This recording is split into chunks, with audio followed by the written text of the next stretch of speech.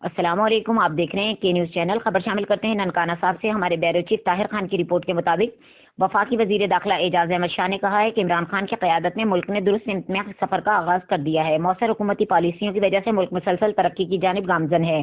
آنے والا وقت اچھا ہوگا۔ اقوام متحدہ کے سیکرٹری جنرل کا دورہ پاکستان، کبڈی ورلڈ کپ کامیاب انعقاد اور پی ایس ایل کے تمام میچز کا پاکستان میں منعقد ہونا سیکورٹی اداروں کی کامیابی ہے۔ چائنا میں پاکستانی طالب علموں کے بارے میں فیصلہ ملکی اور طلبہ کے مفاد کو مد نظر رکھ کر کریں گے۔ اس پر سیاست نہیں ہونی چاہیے۔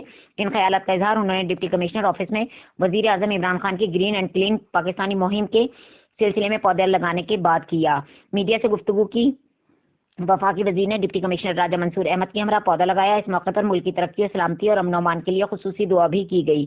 وفاقی وزیر نے محکمہ صحت افسران، ڈاکٹرز اور پیرامیڈیکل اسٹاف میں تعریفی اسناد بھی تقسیم کی اور پنجاب حکومت کی درجہ بندی میں صوبہ بھر میں تیسری پوزیشن حاصل کرنے پر محکمہ صحت ننکانہ صاحب کو مبارکباد بھی پیش کی۔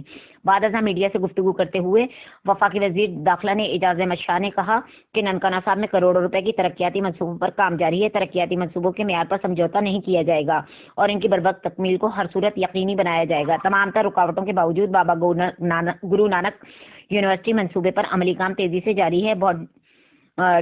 بہت جلد ڈسٹرکٹ جیل منصوبے پر بھی کام کا آغاز ہو جائے گا۔ انہوں نے کہا کہ کسی کو بھی اوقاف بورڈ کے اراضی پر قبضہ کرنے کی اجازت نہیں دی جائے گی اور قبضہ کروانے میں ملوث اہلکاروں کے خلاف بھی کارروائی عمل میں لائی جائے گی۔